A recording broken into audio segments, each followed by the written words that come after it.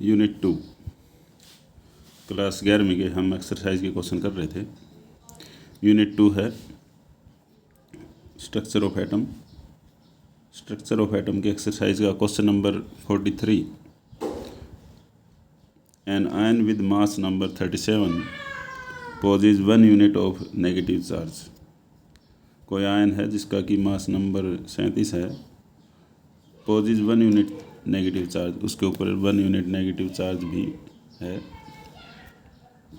If the ion contain 11.1% more neutron than electrons. Electrons के मुकाबले उसके अंदर 11.1% ज़्यादा न्यूट्रॉन है। Find the symbol of the ion. तो हमने सिंबल निकालना है आयन का। Suppose number of electron in the ion is x मान लेंगे हम। देन नंबर ऑफ न्यूट्रॉन्स हमने पता है कि उससे कितने ज़्यादा हैं, 11.1% ज़्यादा हैं। तो 1x प्लस 11.1x बाई 100% है। तो x का 11.1% इसमें जुड़ जाएंगे। न्यूट्रॉन्स के अंदर इतने ज़्यादा हैं तो इनको जोड़ेंगे तो ये आ जाएगा 1.111x। Number of electrons in the neutral atom x-1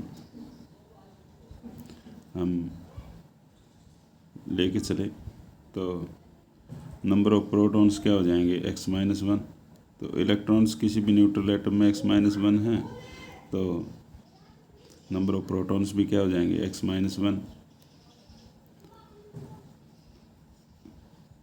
क्योंकि हमें पता है इलेक्ट्रॉन्स जो होते हैं वो प्रोटॉन्स की संख्या के बराबर होते हैं। मास नंबर कैसे निकालेंगे? Number of neutrons plus number of protons. तो नंबर ऑफ न्यूट्रॉन्स हमने निकाल लिए 1.111x plus number of protons यदि हम निकालें तो वो भी हमने माने x-1। तो सबको जोड़ करेंगे, x का मान आ जाएगा 18। Hence number of protons equal to atomic number. जितना एटॉमिक नंबर होता है उतने ही प्रोटॉन होते हैं। तो ये x-1 हमने मान के चले थे यहाँ पर और ये आ गया था। x की वैल्यू 18 घटाए 17। Hence the symbol of the ion will be chlorine. 17 atomic number होता है क्लोरीन का और मास नंबर 37 और उसके ऊपर चार्ज कितना है -1 चार्ज है। क्लोरीन का एटॉमिक नंबर 18 होता है। एटॉमिक नंबर 18 कब हो जाएगा? क्लोरीन का एटॉमिक नंबर 17 होता है जब उसके ऊपर एक इलेक्ट्रॉन और आ जाएगा तो 18 इलेक्ट्रॉन हो जाएंगे उसके अंदर। तो इसके ऊपर -1 चार्ज आ जाएगा। क्वेश्चन नंबर 44 क्या कहता है? An ion with mass number 56 contain 3 unit of positive charge and 30.4% more neutrons than electrons. Assign the symbol to this ion. कोई आयन है जिसका कि मास नंबर 56 गिवन है, contain 3 unit of positive charge, उसके ऊपर पॉजिटिव चार्ज 3 यूनिट है, 3 plus charge है, and 30.4% more neutron than electrons. Electron के मुकाबले उसमें कितने न्यूट्रॉन ज़्यादा हैं? 30.4%। Assign the symbol of the ion. उस आयन का सिंबल बताएं। तो आंसर है suppose number of electron in the ion m। कोई मेटल है या उसको हम m से रिप्रेजेंट कर दिया, उसमें 3 पॉजिटिव चार्ज है तो उसको हमने x मान लिया। Number of electrons in the ion x। तो नंबर ऑफ न्यूट्रॉन्स कितने दे रखे हैं? उसको 30.4% मोर दे रखे हैं। तो 1x का 30.4 इंटू x बाई 100 आ जाएगा। इसको जब हम सोल्व करेंगे तो ये आ जाएगा 1.304x। Number of electrons in the neutral atom. Number of electrons कितने होंगे न्यूट्रल एटम के अंदर? इलेक्ट्रॉन्स वो हमने मान लिया x+3। तो नंबर ऑफ प्रोटॉन्स भी कितने हो जाएंगे? x+3, क्योंकि इसके ऊपर कितना प्लस चार्ज है? +3। मास नंबर यदि हम निकालते हैं तो हमें पता है वो होता है number of protons plus number of neutrons. तो मास नंबर 56 गिवन है तो नंबर ऑफ प्रोटॉन्स हमने मान लिए x+3 और न्यूट्रॉन्स हमने निकाले अभी 1.304x। x की वैल्यू यहाँ से निकाली, ये 23 आ गई तो नंबर ऑफ प्रोटॉन्स यदि हम निकालें तो एटॉमिक नंबर के बराबर ही होता है, और it is equal to x+3। x की वैल्यू है 23 + 3, तो ये आ जाएगी 26। Hence the symbol of the ion will be, iron है, आयरन का एटॉमिक नंबर 26 होता है और उसका मास होता है 56, और 3 पॉजिटिव ऑक्सीडेशन स्टेट के अंदर ये है। Question number 45, arrange the following types of radiations in the increasing order of frequency. Following types of radiations बतानी है कि increasing order of their frequency के बढ़ते हुए ऑर्डर में। Radiation from microwave oven, amber light from the traffic signal, radiations from FM radio, cosmic ray from outer space and X ray. तो सबसे ज़्यादा एनर्जी किसकी है और सबसे कम एनर्जी किसकी है, इंक्रीजिंग ऑर्डर ऑफ फ्रीक्वेंसी हमने बताना है। तो हमें देखेंगे कॉस्मिक रे से ज़्यादा एक्सरे, एक्सरे से ज़्यादा एम्बर कलर से ज़्यादा microwave radiations from FM radio, और इससे ज़्यादा ये हो गया। Arrange the following radiation in increasing order of frequency. Frequency का मतलब होता है energy, E is equal to h nu. तो जितनी ज़्यादा एनर्जी होगी उतना ही ज़्यादा फ्रीक्वेंसी होगी। तो ये जो ऑर्डर हमने दिखा रखा है, ये ऑर्डर है इंक्रीजिंग वेवलेंथ का, क्योंकि वेवलेंथ होती है E equal to h nu, और न्यू होता है c/λ। तो wavelength is inversely proportional to the frequency.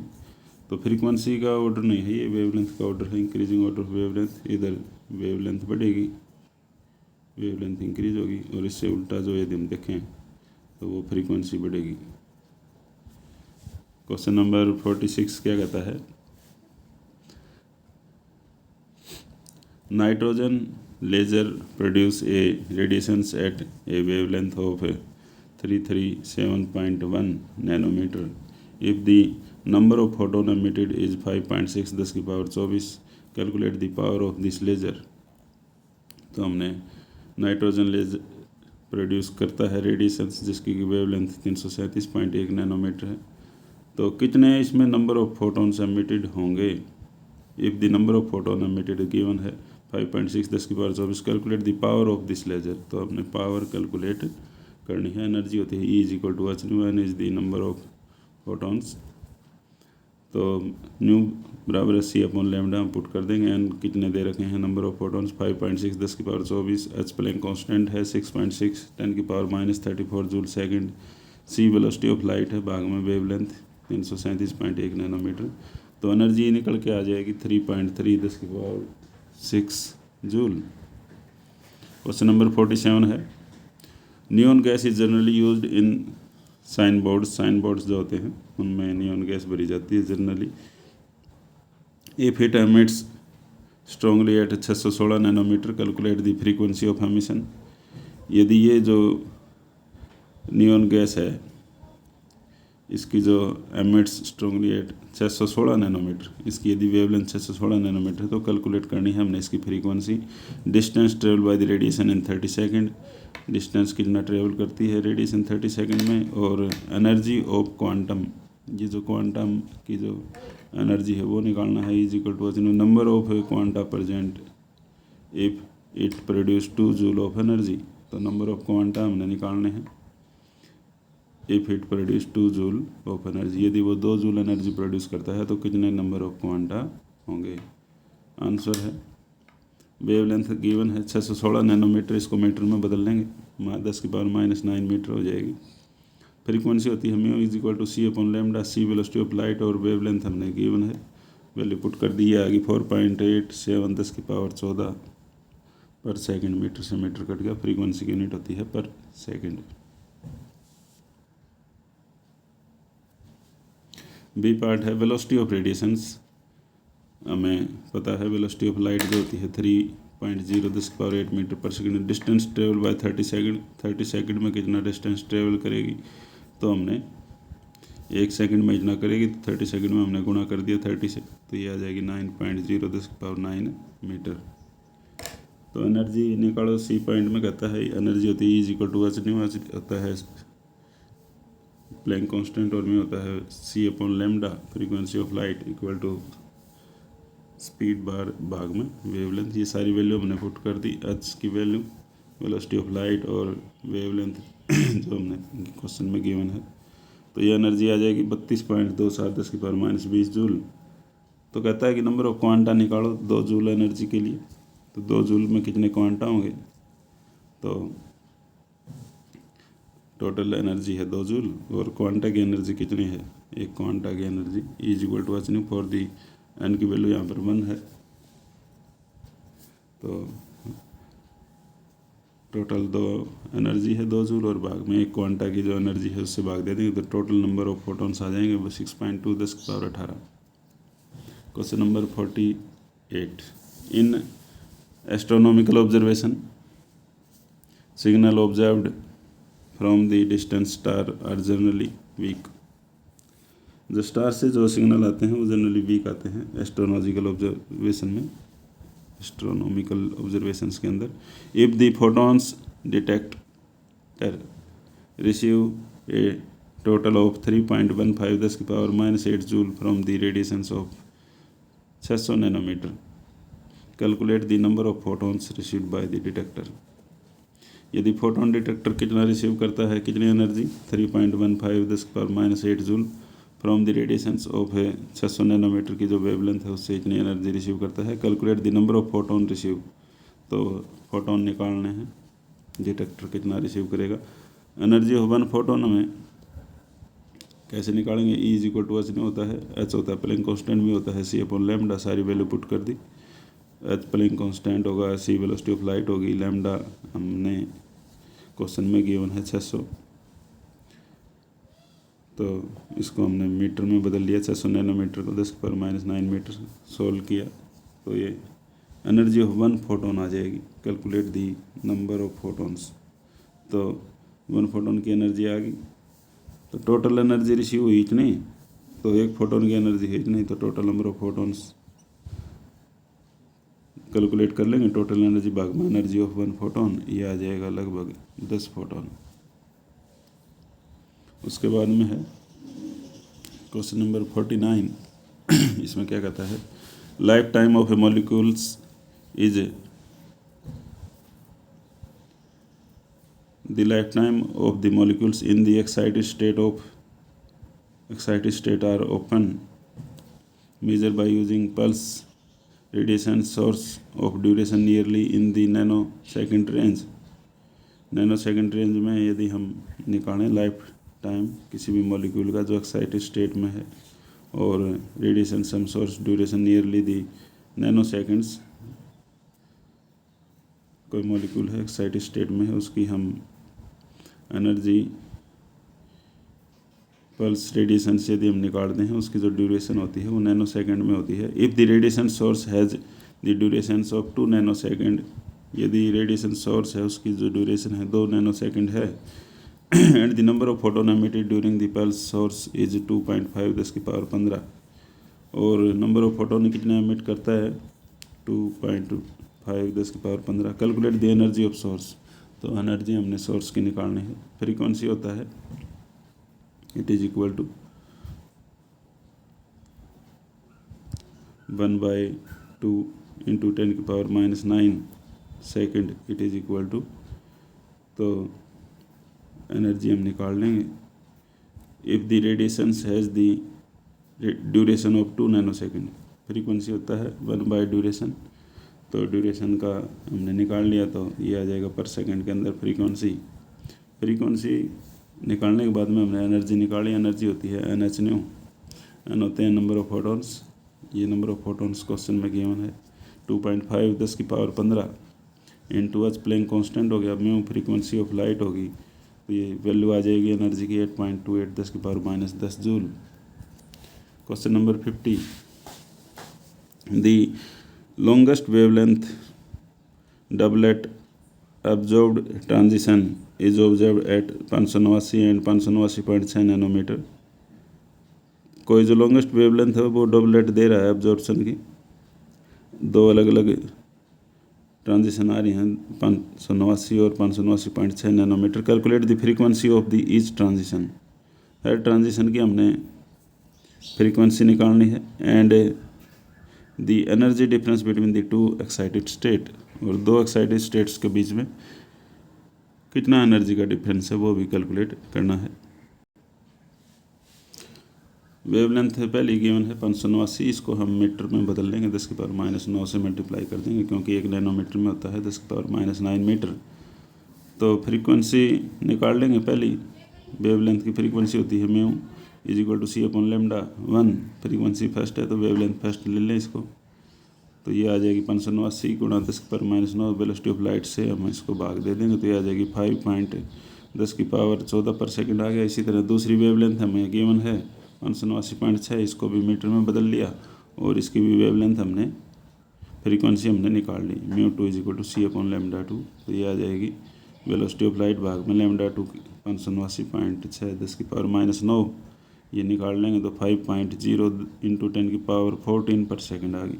अब दो अलग अलग फ्रीक्वेंसी आ गई, अब इनका हम निकाल लेंगे एनर्जी डिफरेंस। एनर्जी होती है डेल्टा ई, दो लेवल्स में से दूसरे लेवल में से पहले लेवल्स की एनर्जी घटा देंगे। एनर्जी होती है एच न्यू, और एच न्यू अलग अलग हैं, एच तो कांस्टेंट है दोनों में, एच हमने कांस्टेंट ले लिया, एच न्यू H2 घटा एच, तो दोनों में कांस्टेंट आ गया, क्या बचा μ2 घटा μ1, दूसरी फ्रीक्वेंसी में से पहली फ्रीक्वेंसी घटा देंगे हम, तो यह दूसरी फ्रीक्वेंसी है 5.093 घटा 5.088, तो एनर्जी का डिफरेंस हमने निकालना है। एनर्जी यदि फ्रीक्वेंसी ज़्यादा होगी यहाँ पर 5.093, यदि वेवलेंथ कम है तो फ्रीक्वेंसी ज़्यादा होता है, उल्टा रिलेशन होता है, μ = c/λ, इन्वर्सली प्रोपोर्शनल रिलेशन होता है। तो μ2 जो है वो एनर्जी यहाँ पर हम देखेंगे वो कम है, μ1 ज़्यादा है, तो ज़्यादा में से कम को घटाएंगे हम, हमेशा एक्साइटेड स्टेट और ग्राउंड स्टेट में डिफरेंस निकालेंगे, तो ज़्यादा में से कम को घटा दिया, 5.09 घटा 5.08, जो कि ये μ1 थी और ये μ2 थी, तो इसमें से घटा दिया हमने μ1 में से μ2, तो ये आ जाएगा 3.3 × 10⁻⁻22 जूल, एनर्जी का डिफरेंस आ गया। नेक्स्ट क्वेश्चन क्या कहता है, question number 51, the work function for caesium atom is 1.9 electron volt. Work function होता है किसी भी एटम में, मेटल में से इलेक्ट्रॉन निकालने के लिए जो कितने मिनिमम एनर्जी चाहिए, थ्रेशोल्ड एनर्जी W0 भी कह देते हैं हम इसको, 1.9 इलेक्ट्रॉन वोल्ट है। Calculate threshold wavelength, threshold frequency if the caesium element is irradiated with wavelength of 500 nanometre, यदि उसके ऊपर 500 नैनोमीटर की लाइट डाली जाती है। Calculate kinetic energy and velocity of ejected photo electrons, सब निकालना है, फोटो इलेक्ट्रिक इफेक्ट के अंदर ये सारा कुछ होता है। तो फर्स्ट है वर्क फंक्शन h0 निकालेंगे हम, हमें पता है जो 1 इलेक्ट्रॉन वोल्ट होता है उसकी एनर्जी होती है 1.6 10⁻⁻19 जूल, तो μ0 होगा यहाँ पे वर्क फंक्शन के बराबर होता है h0, तो यहाँ से μ0 फ्रीक्वेंसी हमने निकाल ली, प्लैंक कांस्टेंट से हमने इसको भाग दे दिया, ये आ गया 4.59 10⁻14 इसी तरह हमने फ्रीक्वेंसी भी निकालनी है, फ्रीक्वेंसी होता है फ्रीक्वेंसी में होता है c/λ, तो लैम्डा उधर जाएगा, फ्रीक्वेंसी इधर आ जाएगी, तो वेवलेंथ भी हम कैलकुलेट कर लेंगे। वेलोसिटी ऑफ लाइट हमें पता है और उसको हमने थ्रेशोल्ड फ्रीक्वेंसी से हमने डिवाइड कर दिया, μ0 is the threshold frequency, minimum frequency for rejection of electron, ये आ गया 654 nanometre. Kinetic energy of rejected electron यदि हम निकालें तो वो होती है दोनों एनर्जी का डिफरेंस h0 घटा h0, कितनी एनर्जी आई उसमें से कितनी हमको वर्क फंक्शन के लिए चाहिए तो वो घटा देंगे, 1/h0 = 1/λ घटा 1/λ0, तो ये वैल्यू हमने पुट कर दी as Planck constant c velocity of light 1/500 10⁻⁹ घटा 1/654 × 10⁻⁹ मीटर। ये जो थी 654 वाली थी, दिस इज थ्रेशोल्ड फ्रीक्वेंसी, और ये जो थी this is frequency of incident, wavelength of incident. तो सोल्व करेंगे हम इसको, तो ये आ जाएगा 9.36 10⁻⁻20 जूल। काइनेटिक एनर्जी भी निकालनी है अब हमने इसके अंदर। काइनेटिक एनर्जी कैसे निकालेंगे, फार्मूला होता है half M we square, it is equal to 9.36 10⁻⁻20। हमने दे रखा है कि ये जो काइनेटिक एनर्जी है किसी भी इलेक्ट्रॉन की, इजेक्टेड इलेक्ट्रॉन की, ये 9.36 10⁻⁻20 जूल होती है। और काइनेटिक एनर्जी का जो फार्मूला होता है हाफ एम वी स्क्वायर, इसमें यदि हम पुट करें mass of electrons into velocity, it is equal to 9.36 10⁻⁻20। इसी फार्मूले से हम वी स्क्वायर भी निकाल सकते हैं। तो ये वी स्क्वायर ये आ जाएगा, और फिर बी का वैल्यू आ जाएगी रूट करके, तो ये आ जाएगी 4.53 10⁵ मीटर पर सेकेंड। फिर कहता है question number 52, following results were observed when sodium metal is irradiated with different wavelength. क्या क्या रिजल्ट ऑब्जर्व होंगे जब सोडियम मेटल के ऊपर हमने रेडिएशंस डाले हैं अलग अलग वेवलेंथ की। कैलकुलेट, फर्स्ट पॉइंट है, फर्स्ट पॉइंट क्या कहता है, थ्रेशोल्ड वेवलेंथ निकालनी है, और बी पॉइंट कहता है प्लैंक कांस्टेंट भी निकालो। वेवलेंथ जो दे रखी है नैनोमीटर में 500, 450 और 400 दे रखी है, और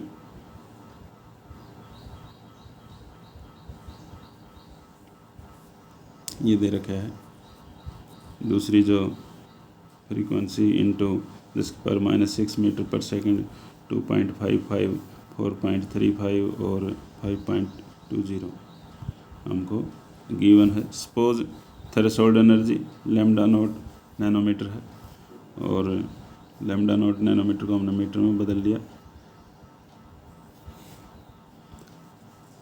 काइनेटिक एनर्जी का ये रिलेशन होता है एच न्यू घटा एच न्यू नॉट, तो हमने एच प्लैंक कांस्टेंट कॉमन ले लिया। काइनेटिक एनर्जी होती है हाफ एम वी स्क्वायर। कितनी एनर्जी इलेक्ट्रॉन्स के लिए चाहिए इजेक्ट होने के लिए, वो एच न्यू नॉट है मिनिमम एनर्जी। उससे ज़्यादा यदि एनर्जी आ गई तो वो काइनेटिक एनर्जी में बदल जाती है।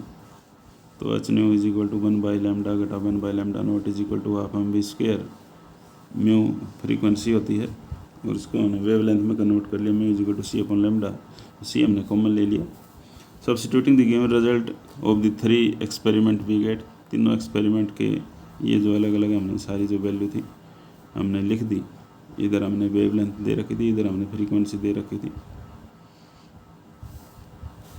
या इसमें हम देखेंगे सारी वैल्यू पुट करके।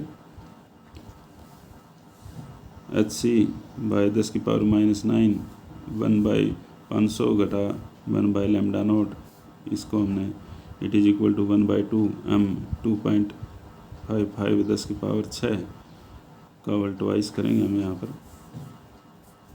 Half M we square velocity का स्क्वायर, तो जो वेलोसिटी थी मीटर पर सेकंड में थी और 10⁶ में थी। तो ये जो यहाँ पर जो दिया हुआ है ये वेलोसिटी दी हुई है, ये वेवलेंथ दी हुई थी, ये वेलोसिटी दी हुई थी, v for the velocity.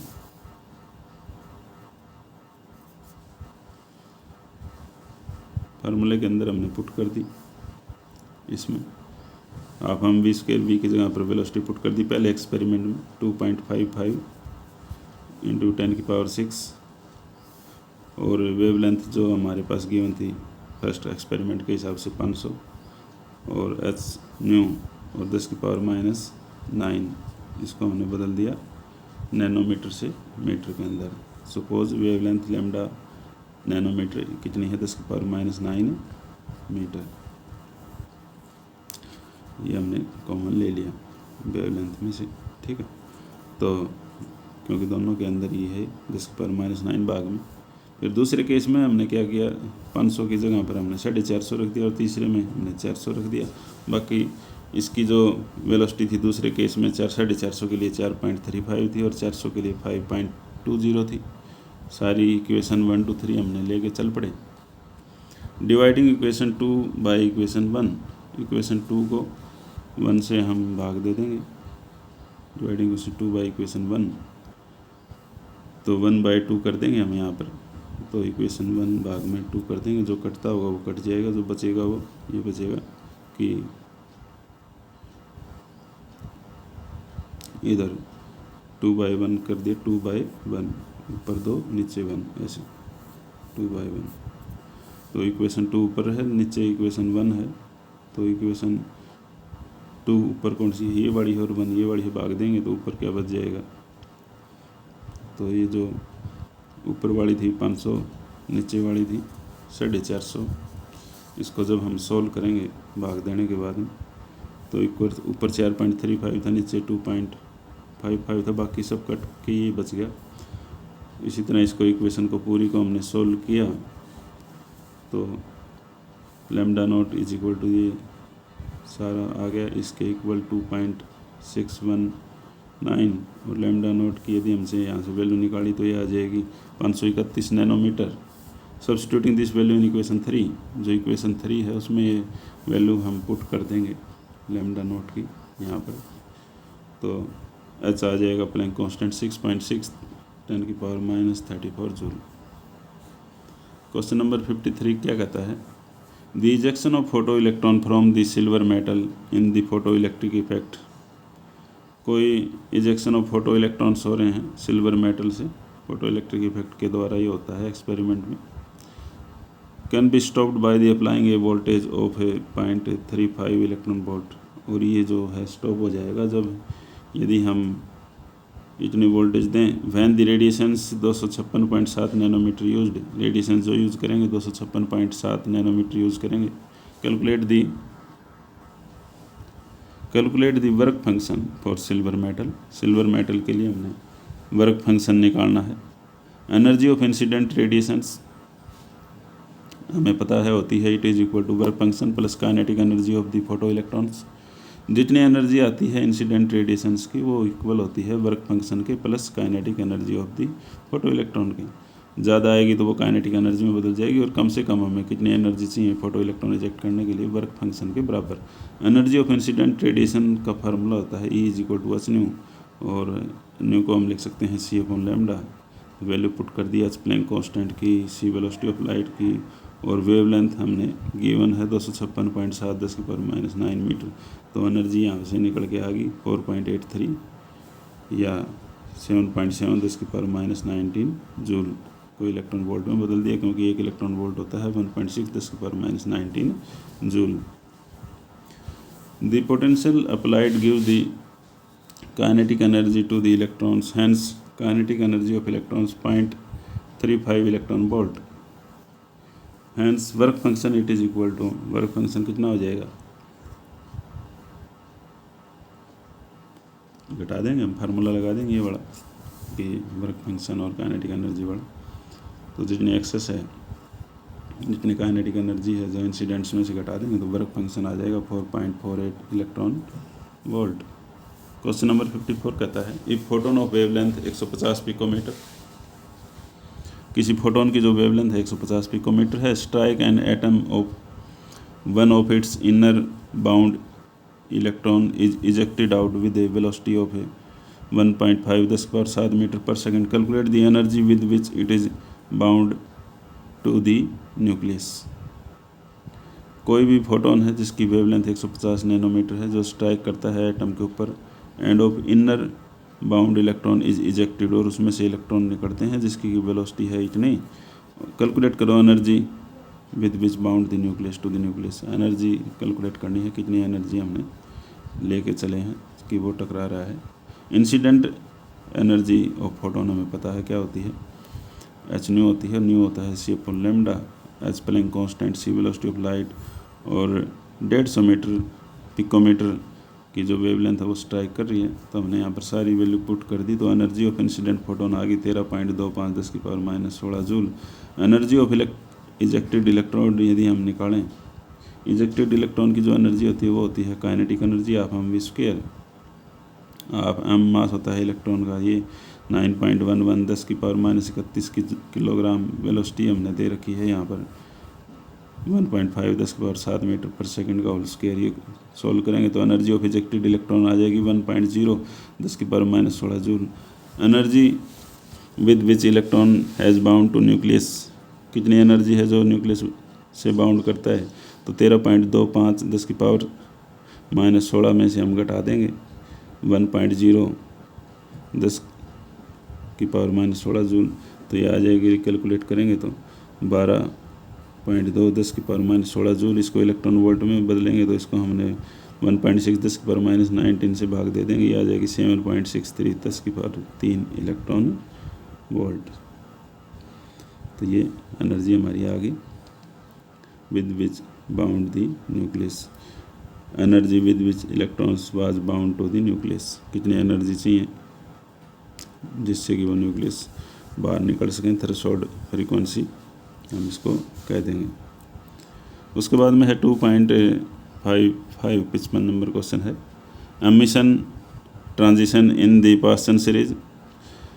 Paschen series होती है, उसमें एमिशन ट्रांजिशन बतानी है, लाइमन बाल्मर पास्टन सीरीज बतानी है। At the end at orbit n = 3 and start from orbit n and can be represented as, किसी nth ऑर्बिट से आ रही है, तीसरे में, पहला होता है लाइमन, फिर होता है बाल्मर, फिर पास्टन, तीसरे में आ रही है। फ्रीक्वेंसी दे रखी है 3.29 10⁻15 हर्ट्ज़, और ये हम निकालेंगे तो ये एक फार्मूला होता है अंडर ब्रैकेट के अंदर 1 इनिशियल घटा 1 final. Calculate the value of n of the transition is observed 1285 nanometre. Find the region of the spectrum, और कौन सा रीजन है स्पेक्ट्रम का जिसमें इतनी वेवलेंथ हमने ऑब्जर्व की। फ्रीक्वेंसी होती है c/λ, हमने वेलोसिटी ऑफ लाइट और वेवलेंथ जो गिवन है वो पुट कर दी, तो ये हमारा एक जो रिलेशन होता है फ्रीक्वेंसी का 3.29 10⁻15, फिर ब्रैकेट के अंदर 1 इनिशियल लेवल घटा फाइनल लेवल। हमने यहाँ से एनर्जी की वेव नंबर हमने निकाल लिया, 1/n² की वैल्यू आ गई, दिस इज़ 1/25, और n² की वैल्यू आ जाएगी 25, तो 5 में लेवल से आ रही है। Radiations corresponding to 1285 nanometre lies in the IR region, infrared region, क्योंकि 400 से 800 तो होता है विजिबल रीजन, और फिर 800 से आगे जो रीजन होता है माइक्रोवेव, और फिर IR आता है आगे जाके, वेवलेंथ बढ़ती है जैसे जैसे हम लेफ़्ट टू राइट जाएंगे, जैसे कि वेव की ओर में बढ़ती है। Calculate the wavelength for the emission transition if it starts from the orbit having radius 1.3 nanometre and end at 211.6 picometre. Name the series which this transition belong to the region of the spectrum, उस series का नाम बताना है। Radius of nth orbit of hydrogen like particle की होती है 0.5 n² angstrom, इसको हम पिकोमीटर में बदल देंगे तो ये आ जाएगी 52.9 n² पिकोमीटर। रेडियस जो होती है पहले जो लेवल की R1 1.3 नैनोमीटर, और पिकोमीटर में बदलेंगे तो 1.3 से कन्वर्ट हो जाएगी 1322.5 पिकोमीटर, इक्वल टू 52.9 n1 का स्क्वायर भाग में z। इसी तरह R2 निकाल लेंगे, यहाँ पर n1 की जगह 2 आ जाएगा, यही जो गिवन है यहाँ पर। Having the radius this it start from the orbit, R1 यहाँ से स्टार्ट होता है 1.3 से, और कहाँ तक जाता है 211 पिकोमीटर तक जाता है, तो ये आ जाएगा 52.9 n² n2 का स्क्वायर भाग में z। तो दोनों यदि रेडियस का यदि हम रेशो निकालें R1 और R2 का, तो यहाँ से n1 और n2 का रेशो भी आ जाएगा, यहाँ से निकल के ये आ जाएगा 2.5, तो n2 आ जाएगा यहाँ पर 2, और n1 आ जाएगा यहाँ पर 5। Thus the transition is from the 5th orbit to 2nd orbit. तो ट्रांजिशन जो हो रही है वो यहाँ पर कौन से ऑर्बिट से कौन से ऑर्बिट तक हो रही है, 5th ऑर्बिट से 2nd ऑर्बिट तक हो रही है। इसको यदि हम सॉल्व करें तो ये आ जाएगा 25/10, और इसको हम काटेंगे तो 5 से 5/2 आ जाएगा, तो n1 है 5वां और n2 है 2। 5th orbit to 2nd orbit में आ रही है, it belongs to Balmer series. दूसरा लेवल जो होता है वो बाल्मर सीरीज होता है, पहला लाइमन, दूसरा बाल्मर, तीसरा पास्टन। तो वेव नंबर यदि हम निकालें यहाँ पर म्यू बार 1.09 10⁻7 मीटर इनवर्स 1/2 का स्क्वायर घटा 1/5 का स्क्वायर सोल्व करेंगे तो वेव नंबर आ जाएगा दिस। और यहाँ से यदि हम वेव लेंथ निकालें तो 1 वेव नंबर होता है, तो इसको 1 से भाग दे देंगे तो ये आ जाएगा निकल के 434 nanometre. This is invisible region, क्योंकि विजिबल रीजन होता है 400 से 800 nanometre. Question number 57, dual behaviour of matter proposed by the de Broglie led to the discovery of electron microscope open used for the highly magnified image of biological molecule and other type of material। Dual behaviour होता है matter का। De Broglie ने बताया था कि discovery करते हैं जब इलेक्ट्रॉन्स की microscope use the highly magnified image of biological molecule. जो माइक्रोस्कोप है वो बढ़िया इमेज दिखाता है मॉलिक्यूल की। Other types of material if the variety of the electron is in microscope is 1.6 10⁻6 metre पर सेकेंड। तो यदि वेलोसिटी है इलेक्ट्रॉन की माइक्रोस्कोप के अंदर इतनी है 1.6 10⁻6 मीटर पर सेकेंड। कैलकुलेट, क्या कैलकुलेट करना है? Calculate de Broglie wavelength associated with the electron. De Broglie wavelength निकालनी है हमने, तो वेवलेंथ का फार्मूला होता है lambda is equal to h/mv। H Planck constant है, m है मास ऑफ इलेक्ट्रॉन, वेलोसिटी हमें यहाँ पर गिवन है 1.6 10⁻6, तो ये आ जाएगा 455 पिकोमीटर। फिर है question number 58, similar to the electron diffraction neutron diffraction microscope is also used for the determination of the structure of the molecule. Microscope use किया जाता है determine the structure of molecule के। डिफ्रैक्शन ऑफ इलेक्ट्रॉन्स भी होता है और neutron का diffraction भी होता है इसके ही similar. If the wavelength used here is 800 picometre. यहाँ पर वेवलेंथ कितनी यूज़ की गई है? 800 picometre. Calculate the characteristics velocity associated with the neutron. तो हमने वेलोसिटी निकालनी है। हमें पता है mass of neutron 1.6 10⁻23 kilo lambda होती है। वेवलेंथ h/mv हम निकाल लेंगे यहाँ से डी ब्रोगली के अकॉर्डिंग। फिर वेलोसिटी आ जाएगी, यहाँ पर उधर ले जाएंगे क्रॉस मल्टीप्लाई करके वेवलेंथ इधर आ जाएगा। सारी वैल्यू हमने पुट कर दी, h की, मास ऑफ इलेक्ट्रॉन्स, और यहाँ पर जो मास गिवन है this is is the mass of the neutron. यहाँ पर ये जो मास ऑफ न्यूट्रॉन है ये हमने पुट कर दिया और it multiply by the wavelength of 800 picometre को हमने मीटर में बदल दिया। 1 पिकोमीटर होता है 10⁻12 metre.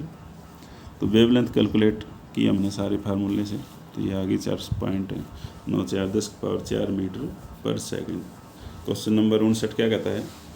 If the velocity of the electron in Bohr first orbit is 2.19 10⁻6 metre पर second, calculate the de Broglie wavelength associated with it. तो de Broglie wavelength associated कर रखी है हमने, इसके साथ ही कैलकुलेट करनी है। डी ब्रोगली वेवलेंथ का फार्मूला हमें पता है lambda is equal to h/mv। H Planck constant की वैल्यू होती है, मास ऑफ इलेक्ट्रॉन्स हमें पता है और वेलोसिटी गिवन है, क्वेश्चन में पुट कर दिया तो ये आ गया 332 पिकोमीटर। क्वेश्चन नंबर 60 क्या कहता है? The velocity associated with a proton moving in a potential difference of 1000 volt is 4.37 10⁵ metre पर second. If the hockey ball of mass 0.1 kg is moving with velocity, calculate the wavelength associated with this velocity. हमने भी यहाँ पर wavelength निकालनी है। Wavelength होता है h/mv। H Planck constant है, mass of cricket ball given है यहाँ पर 0.1 kg और वेलोसिटी इसमें क्वेश्चन में गिवन है, तो ये आ जाएगी वेवलेंथ 1.5 10⁻28 मीटर। क्वेश्चन 61 क्या कहता है? If the position of electron is measured within the accuracy of ±0.002 nanometer, calculate the uncertainty in the momentum of the electron। uncertainty in the momentum हमने निकालना है। हमने यहाँ पर पोजीशन के अंदर अनसर्टेनिटी दे रखी है।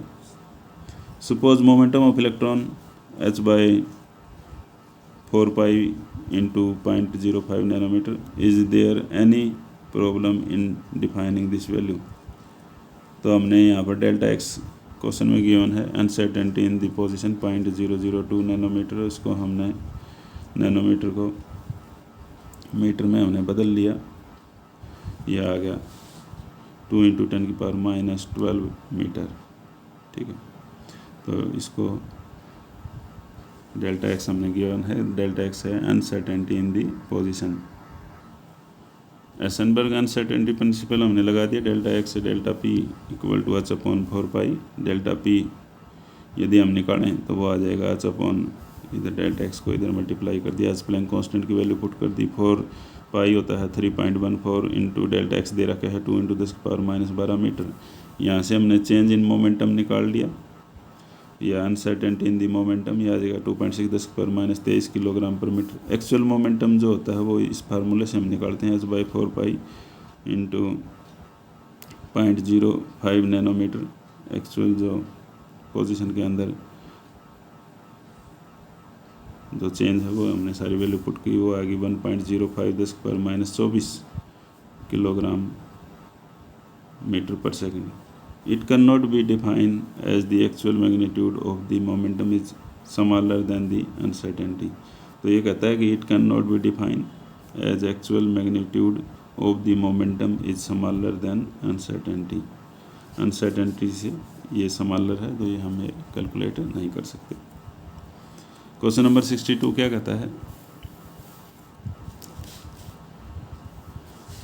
The quantum number of 6 electrons are given below, arrange them in order of increasing energy, list if any of these combinations have the same energy।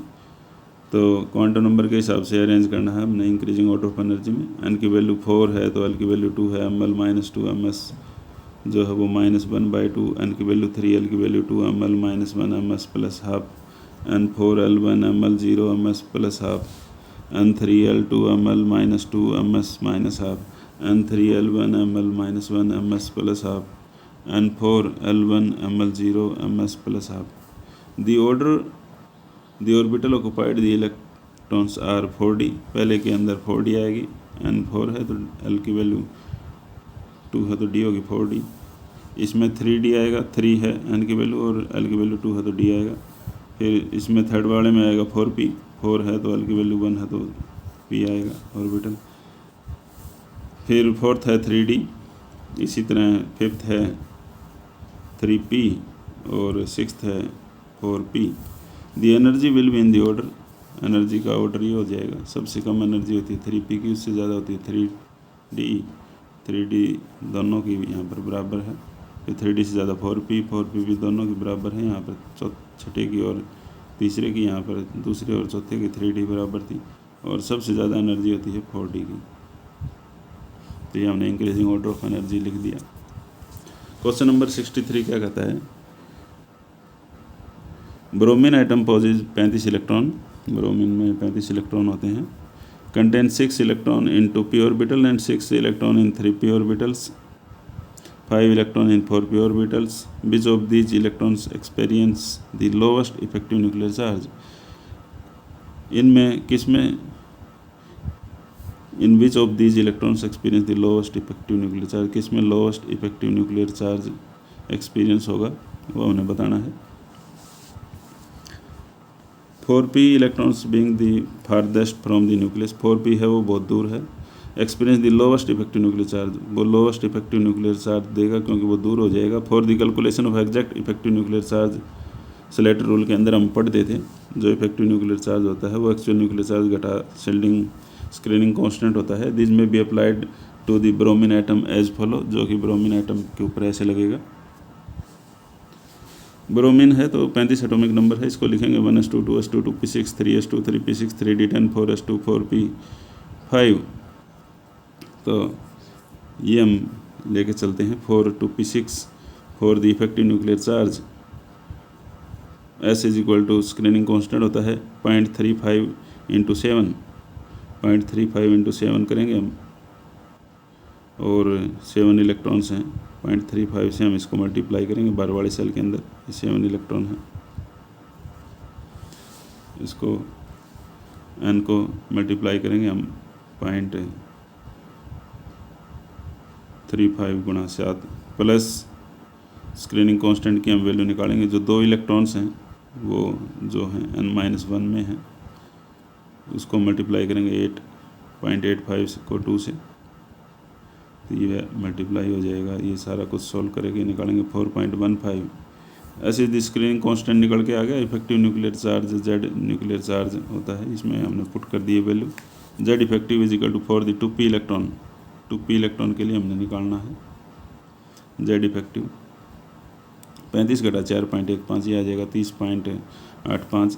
3p के लिए भी निकाल सकते हैं हम, फॉर 3p, ये 3p है मान लीजिए यहाँ पर। 3p इलेक्ट्रॉन्स के लिए 35 इसका न्यूक्लियर चार्ज होता है। स्क्रीनिंग कांस्टेंट s की वैल्यू आ जाएगी यहाँ पर, तो 0.35 गुणा 7, 0.35 गुणा 7 करेंगे n के लिए, और फिर उसके अंदर कितने इलेक्ट्रॉन हैं, 8 इलेक्ट्रॉन्स हैं। 8 इलेक्ट्रॉन के लिए हम मल्टीप्लाई करेंगे 0.85 से, और फिर 2 इलेक्ट्रॉन्स हैं, 2 इलेक्ट्रॉन्स को हम मल्टीप्लाई करेंगे 1 से, तो ये आ जाएगा स्क्रीनिंग कांस्टेंट 11.25, 11.25 आ गया। तो इसमें से घटा देंगे न्यूक्लियर चार्ज में से, स्क्रीनिंग कांस्टेंट ये आ गया 23.75। इसी तरह 4p5 के लिए हम देखेंगे एस स्क्रीनिंग कांस्टेंट कितना होगा 4p5 के लिए। तो 6 जो इलेक्ट्रॉन हैं उनकी तो 0.35 होगी कंट्रीब्यूशन, और जो 18 जो इलेक्ट्रॉन्स हैं उनकी 0.85 होगी, और जो 10 इलेक्ट्रॉन हैं उसकी होगी 1.0। तो सबका जो स्क्रीनिंग कांस्टेंट हम निकालेंगे वो 27 आएगा, और इफेक्टिव न्यूक्लियर चार्ज आ जाएगा 35 घटा 27 7.60। Hence 4p has lowest effective nuclear charge, तो 4p जो होगा उसका वो लोएस्ट इफेक्टिव न्यूक्लियर चार्ज होगा स्क्रीनिंग कांस्टेंट में से घटाने के बाद। क्वेश्चन नंबर 64 क्या कहता है, among the following pairs of orbitals which orbitals will experience the larger effective nuclear charge, किस में लार्जर इफेक्टिव न्यूक्लियर चार्ज होगा, 2s में या 3s में, 4d में या 4f में, 3d में या 4p में। फर्स्ट का उत्तर है 2s is closer to the nucleus than 3s, 2s पास में है 3s के, hence 2s will be experience larger effective nuclear charge. जितना ज़्यादा न्यूक्लियस के पास में होगा ऑर्बिटल उतना ही उसके साथ अट्रैक्शन ज़्यादा होगा। फिर है 4d एंड 4f में 4d होगा, और 3d और 3p के अंदर 3p होगा for the same reason. Exact calculations can be apply the Slater rule, Slater rule लगा के हम एग्जैक्ट कैलकुलेशन कर सकते हैं स्क्रीनिंग कांस्टेंट लगा के। क्वेश्चन नंबर 65 क्या कहता है, the unpaired electron in aluminium silicons are present in the 3p orbitals which electrons will experience more effective charge from the nucleus. Silicon और जो एल्युमिनियम के अंदर जो 3p के अंदर जो ऑर्बिटल होंगे तो उसमें कौन ज़्यादा इफेक्टिव न्यूक्लियर चार्ज होगा। Silicon has greater nuclear charge +14 than aluminium, aluminium के मुकाबले सिलिकॉन 14 एटॉमिक न्यूक्लियर चार्ज होता है, atomic number. Hence the unpaired 3p electrons in the case of silicon will be experience more effective nuclear charge. तो ज़्यादा nuclear charge होगा तो ज़्यादा attraction होगा और उतना ही ज़्यादा इफेक्टिव न्यूक्लियर चार्ज होगा। 66 क्वेश्चन क्या कहता है, indicate the number of unpaired electron in p phosphorus silicon chromium iron chromium. तो फास्फोरस में इंडिकेट करने नंबर ऑफ अनपेड इलेक्ट्रॉन को। फास्फोरस की इलेक्ट्रॉनिक कॉन्फ़िगरेशन लिखेंगे 1s2 2s2 2p6 3s2 3px1 3py1 3pz1। Last वाले सेल में 3 electron आएंगे, number of unpaired electron हो गए 3। इसी तरह सिलिकॉन की लिखेंगे electronic configuration 1s2 2s2 2p6, यहाँ तक तो 10 हो गए, और 3s2 में 2 12 और 2 इलेक्ट्रॉन यहाँ रह गए 3px1 और 3py1, और z में 0। तो नंबर ऑफ अनपेड इलेक्ट्रॉन रह गए 2।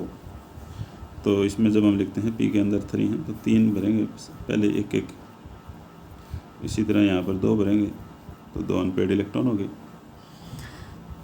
क्रोमियम में कितने अनपेड इलेक्ट्रॉन हैं, 3d5 आता है इलेक्ट्रॉनिक कॉन्फ़िगरेशन, और रस में 1 रहता है, तो क्रोमियम में 6 हो गए। एक्सेप्शनल इलेक्ट्रॉनिक कॉन्फ़िगरेशन है, आयरन में हम लिखते हैं तो 3d6 है, तो 3d6 है तो number of unpaired electron d6 में होते हैं 4। हम ऐसे ड्रा करके देख देते हैं 1 2 3 4 1 2 3 4 5, ये d6 है, और ये 4 इलेक्ट्रॉन अनपेड रह गए 1 2 3 4। क्रोमियम में नोबल गैस है, all the orbital are filled and unpaired electrons are 0। Fully filled electronic configuration होगी तो अनपेड इलेक्ट्रॉन हो जाएंगे 0। लास्ट क्वेश्चन क्या कहता है, यूनिट सेकंड का एक्सरसाइज का है last question. How many subshell are associated with n equal to 4, how many electron will be present in सब cell having ms value -12 for the n equal to 4। तो first में कहता है n की value 4 है तो सब cell क्या होंगी 0 1 2 3, और 4 सब सेल्स होंगी, sp,d,f। तो number of orbital in fourth shell, number of orbitals कितने होंगे, n स्क्वायर इसका फार्मूला होता है, 4 का स्क्वायर 16, तो कितने ऑर्बिटल होंगे, 16 ऑर्बिटल होंगे। s के लिए होता है 1, p के लिए होते हैं 3, d के लिए होते हैं 5 और f के लिए होते हैं 7। तो ये 7 और 3 10 और 6 16 हो गए। Each orbital has 1 electron with ms minus half, hence there will be 16 electron with ms minus half। तो हर जो ऑर्बिटल्स है उसमें how many will be sub cell having ms minus half, minus half कितने की होगी, तो माइनस हाफ कितने की होगी, ऑर्बिटल विद 16 ऑर्बिटल हैं, हर ऑर्बिटल के अंदर प्लस माइनस हाफ होती है, तो टोटल 16 ऑर्बिटल हैं, तो उसमें इलेक्ट्रॉन्स कितने होंगे, 32 इलेक्ट्रॉन होंगे। 32 इलेक्ट्रॉन में से 16 प्लस हाफ के होंगे और 16 माइनस हाफ के होंगे। ये चैप्टर हो गया कंप्लीट। इसमें हमने चैप्टर के अंदर क्या कंप्लीट किया है, एक्सरसाइज के क्वेश्चन हो गए कंप्लीट।